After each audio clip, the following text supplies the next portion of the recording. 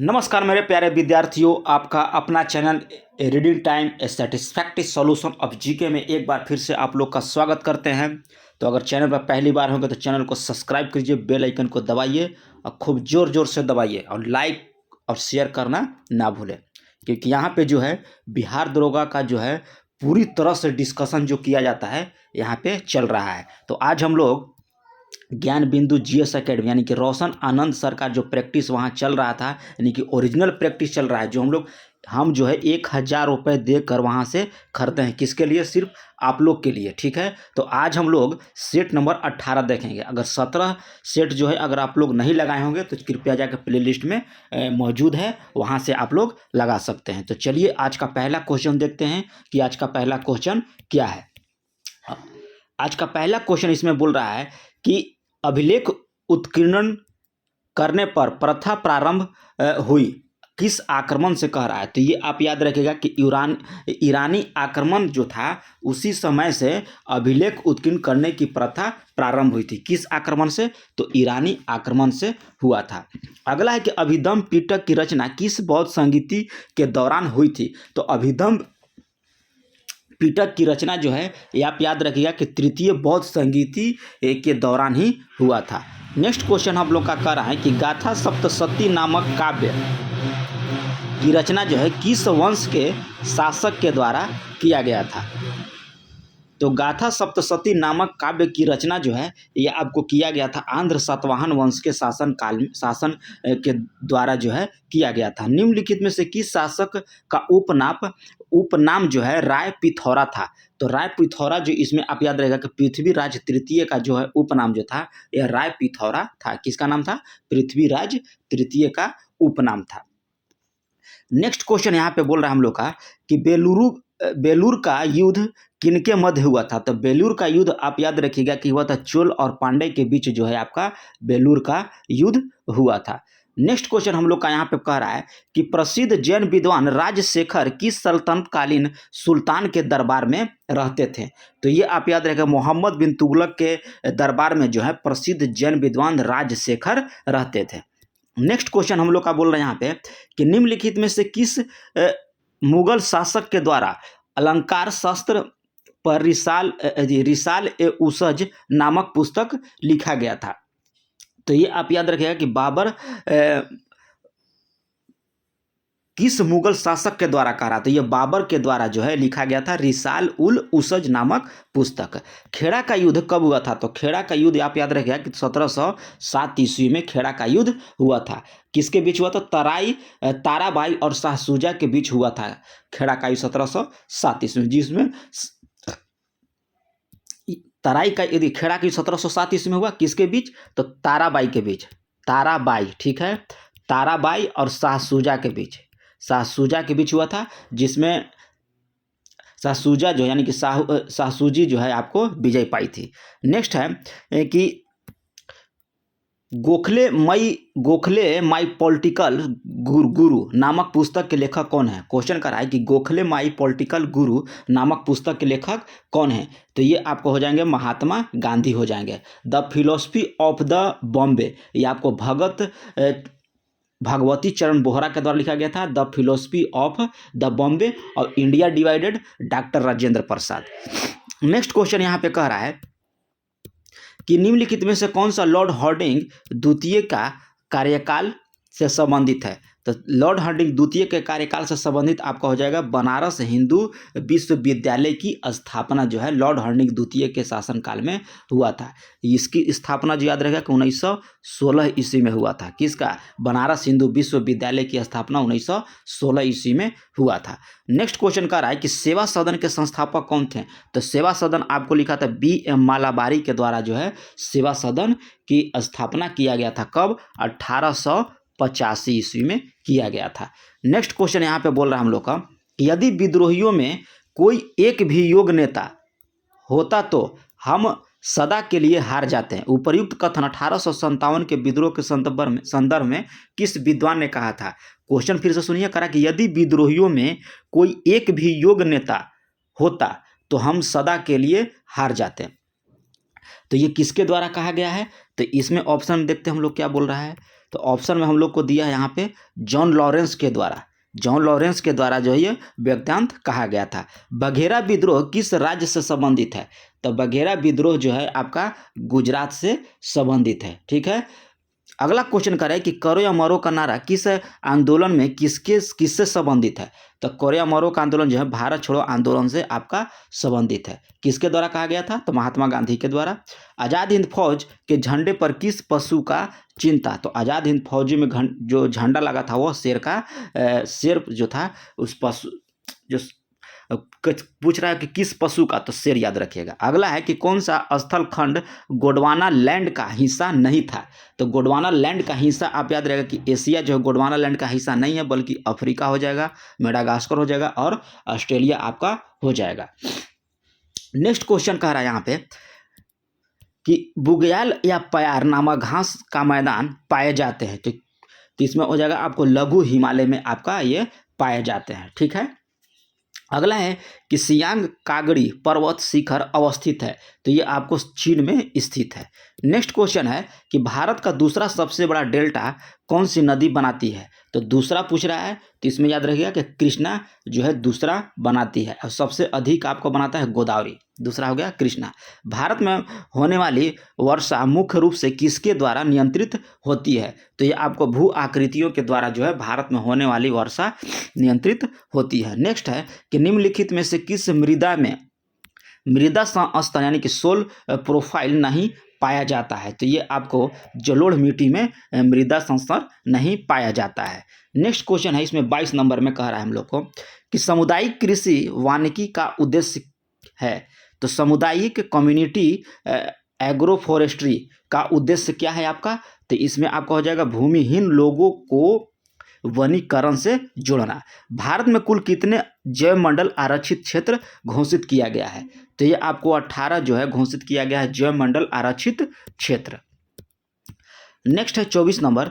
24 number में हम लोग का बोल रहा है कि निम्नलिखित में से कौन सा जो है भारत का सर्वाधिक भौम जल संपन्न प्रदेश है? तो ये आपको हो जाएगा गंगा ब्रह्मपुत्र बेसिन जो है भारत का सर्वाधिक भौम जल संपन्न प्रदेश है। रत्नागिरी लौह अयस्क उत्पादक क्षेत्र अवस्थित है। तो रत्नागिरी आप याद रखिएगा कि यह महाराष्ट्र में स्थित है। ठीक है, एक देता है चंद्रपुर लौह अयस्क, तो वो भी आप महाराष्ट्र में याद रख सकते हैं। नेक्स्ट है कि शक्ति स्थल सौर पार्क जो विश्व का दूसरा सबसे बड़ा सौर पार्क है भारत के किस प्रांत में स्थित है? तो ये आप याद रखिएगा कि कर्नाटक में स्थित है। कहाँ स्थित है? आपका कर्नाटक में वह मौजूद है। कौन सा? विश्व का दूसरा सबसे बड़ा सौर पार्क यानी कि शक्ति स्थल सौर पार्क। विकल्प सुमेलित नहीं है, एक तरफ दिया है उद्योग और दूसरे तरफ दिया है उसका केंद्र। तो सीमेंट का पूछ रहा है, तो ये आपका पोरबंदर बिल्कुल सही है। पेट्रो रसायन नागथेन ये भी सही है। और इसमें दिया है चीनी सिलवास, ये चीनी सिलवास आपका ये गलत है। ठीक है, और लोहा इस्पात आपका हो गया राउरकेला, ये भी आपका सही है। तो ऑप्शन इसमें याद रखिएगा कि चीनी सिलवास नहीं होगा। तंसा अभयारण्य किस राज्य में स्थित है? तो तंसा आपका हो जाएगा महाराष्ट्र में स्थित है तंसा अभयारण्य। दिमारा जनजाति किस राज्य में निवास करती है? तो दिमारा जनजाति जो है आपका असम में निवास करती है। काठी लोक नृत्य किसका संबंध किस राज्य से है? तो काठी लोक नृत्य का संबंध जो है आपका ये पश्चिम बंगाल से है। कहाँ से है? काठी लोक नृत्य पश्चिम बंगाल से, और दियारा जनजाति आपका असम राज्य में रहती है। नेक्स्ट है कि निम्नलिखित में से किस अधिनियम के तहत बंगाल के गवर्नर जनरल परिषद एवं सर्वोच्च न्यायालय के बीच संबंधों का सीमांकन किया गया था? तो ये आपको किया गया था एक्ट ऑफ सेटलमेंट 1781 ईस्वी में किया गया था। ये संघ एवं राज्य के बीच शक्तियों का विभाजन संबंधित प्रावधान किस देश से लिया गया है? तो ये आपको कनाडा से लिया गया है। हम जल्दी जल्दी इसलिए करा रहे हैं कि आपके पास समय जो है बिल्कुल नहीं बचा है। आप लग रहा है कि आपके पास 15 या 16 दिन का समय बचा है। 15 दिन का 14 दिन मानिए, 16 तारीख से आप लोग 15 तारीख से आप लोग जो है एकदम दिमाग को एकदम फ्री रखिएगा। जितना हो सकता है आप लोग मूवी देखिए, क्रिकेट खेलिए, टीवी वगैरह देखिए, मतलब फ्री टेंशन रखिएगा किताब से। नेक्स्ट इसमें कह रहा है कि भारतीय संविधान की उद्देशिका के संबंध में निम्नलिखित में से कौन सी कथन जो है आपका सही नहीं है? किसके विषय में कह रहा है? उद्देशिका के विषय में कह रहा है। तो इसमें आप याद रखिएगा कि इसमें कह रहा है कि शब्द अखंडता सदैव उद्देशिका का अंश होता है। ये आपका जो है गलत है। नेक्स्ट क्वेश्चन कह रहा है कि 1953 में राज्य पुनर्गठन आयोग में कौन शामिल थे? किसमें कह रहा है? राज्य पुनर्गठन आयोग में।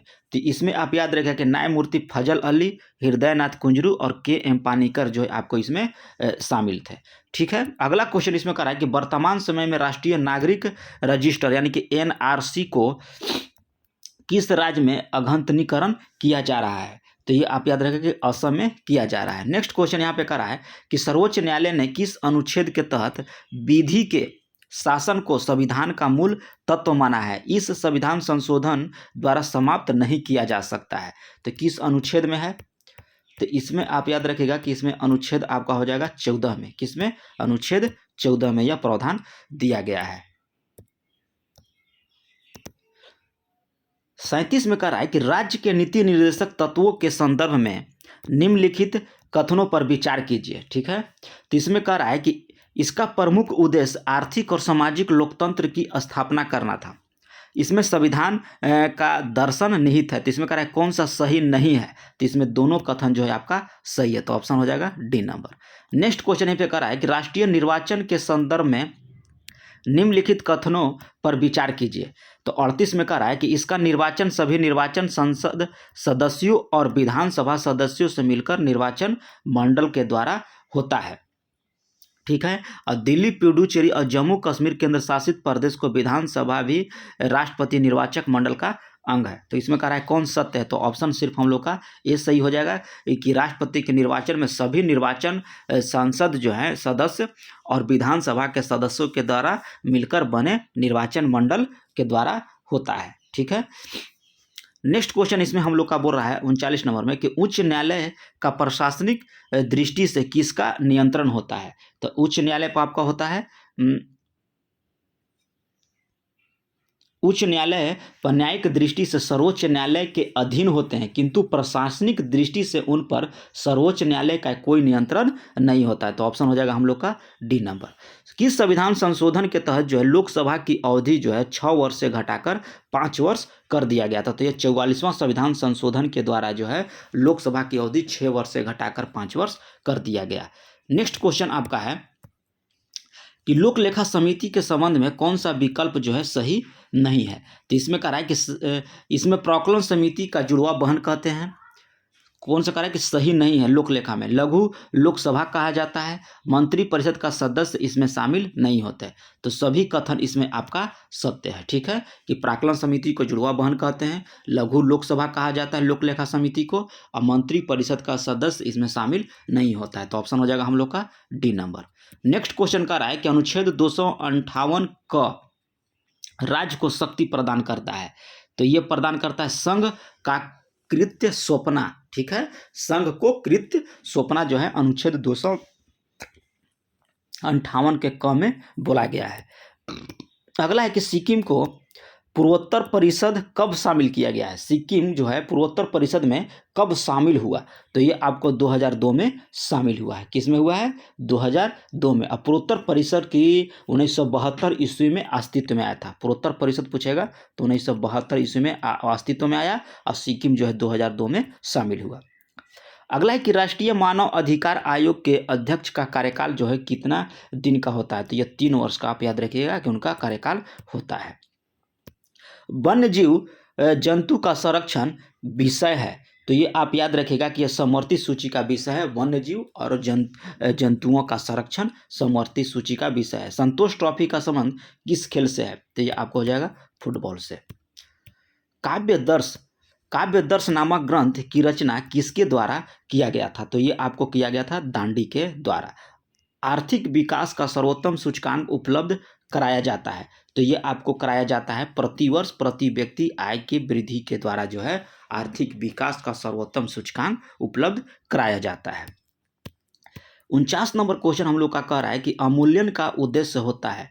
तो अवमूल्यन जो होता है इनका उद्देश्य क्या है? तो इनका उद्देश्य आप एक याद रखिएगा कि निर्यात को प्रोत्साहित करना होता है। अवमूल्यन का उद्देश्य जो है निर्यात को प्रोत्साहित करना। नेक्स्ट क्वेश्चन है कि भूमि विकास बैंक का कार्य क्या है? तो भूमि विकास बैंक का कार्य जो है दीर्घकालीन ऋण कृषकों को उपलब्ध कराना जो है यही जो है भूमि विकास बैंक का कार्य होता है। अगला है कि निम्नलिखित में से किस उद्देश्य कोशिका विभाजन में गुणसूत्रों का निर्माण नहीं होता है। क्वेश्चन कर रहा है कि किस कोशिका विभाजन में गुणसूत्र का निर्माण नहीं होता है। तो ये अर्धसूत्री विभाजन में जो है कोशिका विभाजन का में गुणसूत्र का निर्माण नहीं होता है। तेल प्रदूषण के नियंत्रण में प्रयुक्त होने वाला सुपर बग क्या है। तो सुपर बग याद रखिए जीवाणु विकृति होता है। क्या होता है? सुपर बग जीवाणु विकृति होता है। कैक्टस में सूल किसका रूपांतरण है। तो कैक्टस का सूल जो है पत्ते का रूपांतरण है। अगला है कि बैंगन किस कुल का पौधा होता है। तो बैगन जो है आप याद रखिएगा कि ये सोलनेसी कुल का पौधा होता है बैगन। हिरण का वैज्ञानिक नाम क्या है। देखिए हर सेट में देखिए एक क्वेश्चन आपको वैज्ञानिक नाम से और एक जानवर का किस कुल का है या गाय के नस्ल क्या है, बकरी का नस्ल क्या है, ये हर एक सेट में आपको मिलेगा। इसीलिए हम आपको बोल रहे हैं कि ये जो हम सेट करा रहे हैं ये सेट कोई मामूली सेट नहीं है, बल्कि जो है हम 1000 रुपये देकर इसको परचेज किए हैं सिर्फ आप लोग के लिए। तो चैनल को सब्सक्राइब कर लीजिएगा, बेल आइकन को दबा लीजिएगा, क्योंकि यहाँ पे 17 दिसंबर को आपका एग्जाम होगा पीटी का, और 18 के तो लोग इधर उधर हो सकता है जर्नी में रहें। 19 या 20 दिसंबर से हम लोग यहीं इसी चैनल पे यानी कि रीडिंग टाइम चैनल पर ही आपका जो है मेंस पेपर भी होने लगेगा। ठीक है, तो चलिए 55 नंबर क्या क्वेश्चन कह रहा था कि हिरण का वैज्ञानिक नाम क्या है। तो हिरण का वैज्ञानिक नाम याद रखिएगा आप सर्वस एलाफस। सर्वस एलाफस आपका वैज्ञानिक का हो गया। गाय का आप याद रखिएगा कि बॉस इंडिकस होता है। अब बारहसिंगा रूस वर्ष डावसेली होता है। किसका होता है? बारहसिंगा का होता है रूस वर्ष डावासेली। और लोमड़ी का होता है कैनिडे। लोमड़ी का क्या होता है? कैनिडे। यहाँ देखिए दिया है, लोमड़ी का हो जाएगा आपको कैनिडे, और बॉस इंडिकस आपका हो जाएगा गाय का, और यहाँ रूसल बर्सल डावासेली जो आपको दिया है ये आपको होता है बारहसिंगा। बारहसिंगा। ठीक है, थोड़ा सा लिखने में डिस्टर्ब होता है। अगला क्वेश्चन इसमें कर रहा है कि छोटी आंत का अग्रभाग क्या कहलाता है। तो छोटी आंत का अग्रभाग जो है ग्राहिनी कहलाता है। नेक्स्ट है कि एंजाइम का निर्माण स्थल क्या है। तो एंजाइम का निर्माण स्थल जो है आप याद रखिएगा कि कोशिका द्रव्य है। फुफ्फुस धमनी की उत्पत्ति होती है। तो फुफ्फुस धमनी की उत्पत्ति जो है दाएं नीले में होती है। नेक्स्ट है कि मेटाटार्सल जो है अस्थि पाई जाती है। तो मेटाटार्सल जो है अस्थि जो है आपको तलवा में पाया जाता है। गुआनिन उत्सर्जित पदार्थ निम्न में से किसके शरीर से उत्सर्जित होता है। तो गुआनिन उत्सर्जित पदार्थ जो है ये आपको मकड़ी के शरीर से उत्सर्जित होती है।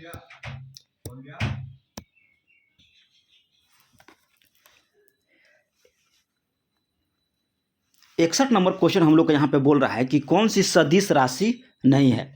तो सदिश राशि कह रहा है कि नहीं है, तो कार्य आप याद रखिएगा कि सदिश राशि नहीं है। सदिश पहचानने का हम एक ट्रिक बताते हैं, लगभग 95% सही हो जाता है।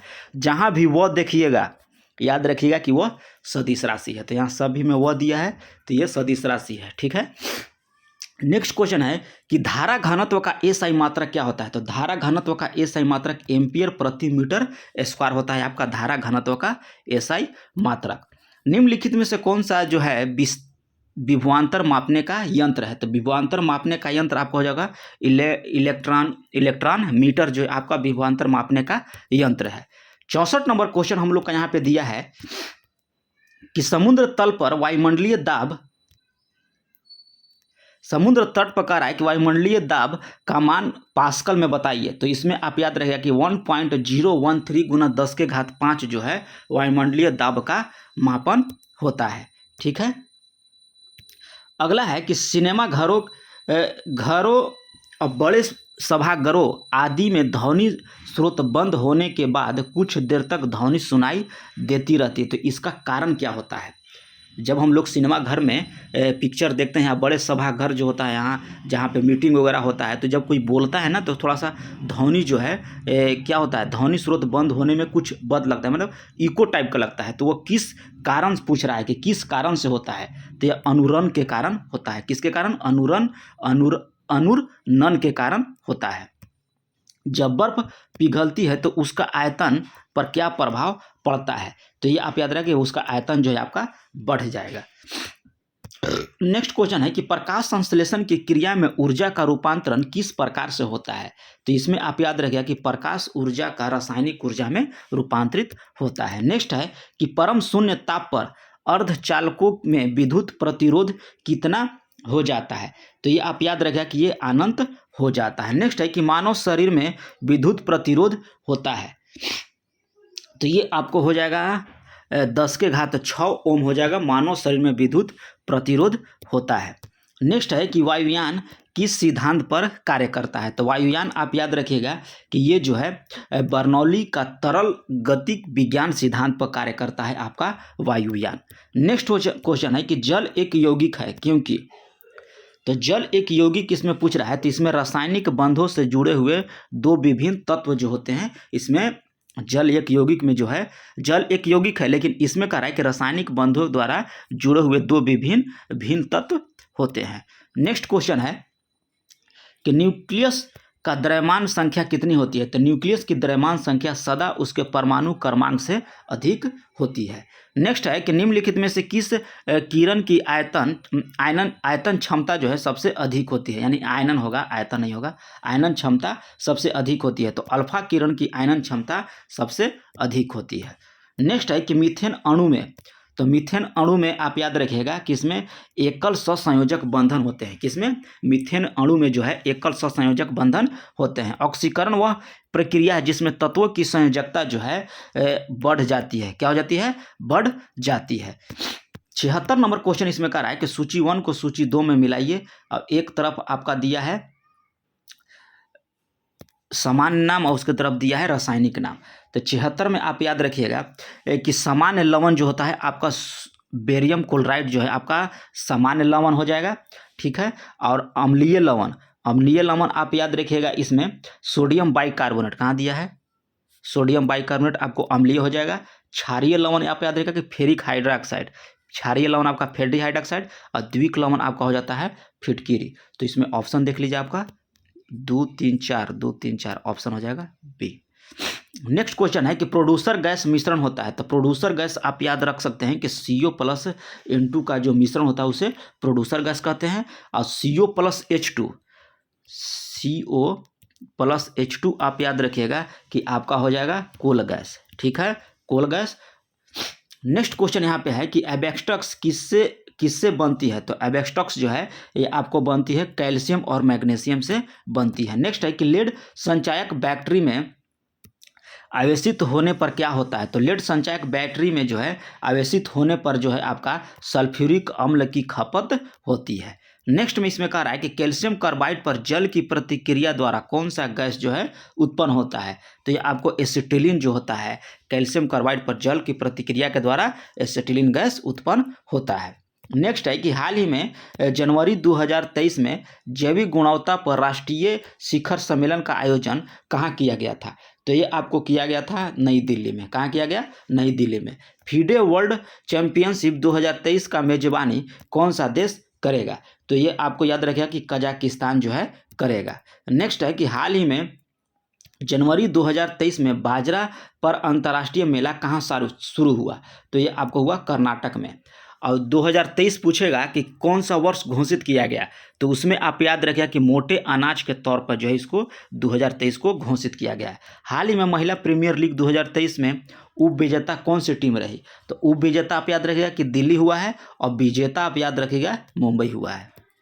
नेक्स्ट है कि विश्व आर्थिक मंच 2023 शिखर सम्मेलन कहाँ आयोजित किया गया? तो विश्व आर्थिक मंच जो है 2023 जो है आपको स्विट्जरलैंड में यह सम्मेलन को आयोजित किया गया।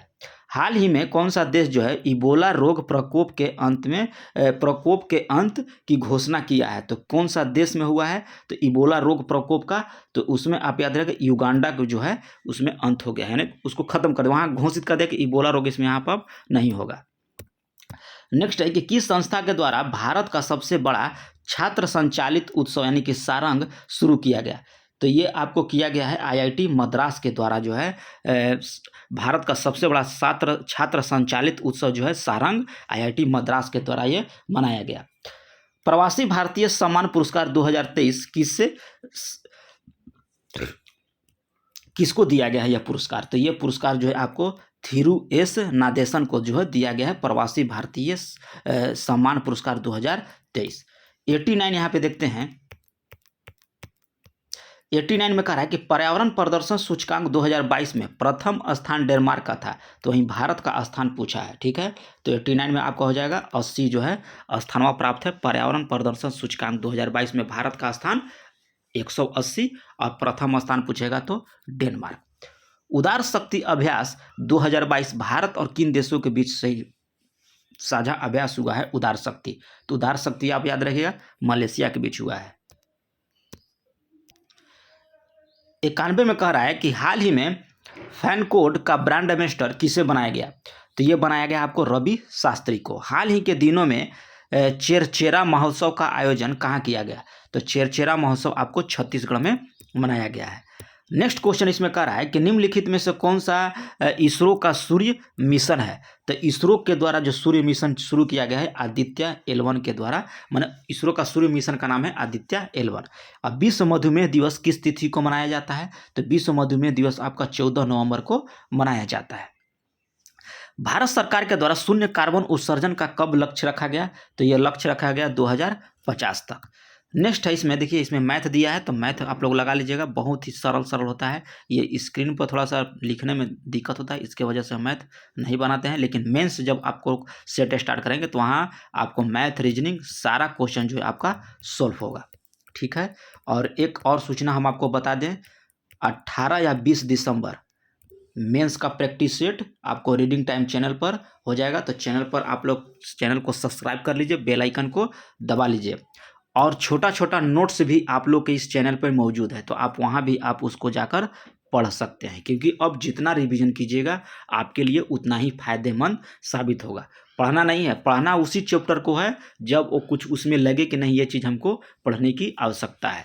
तो मिलते हैं नेक्स्ट वीडियो में, तब तक के लिए धन्यवाद।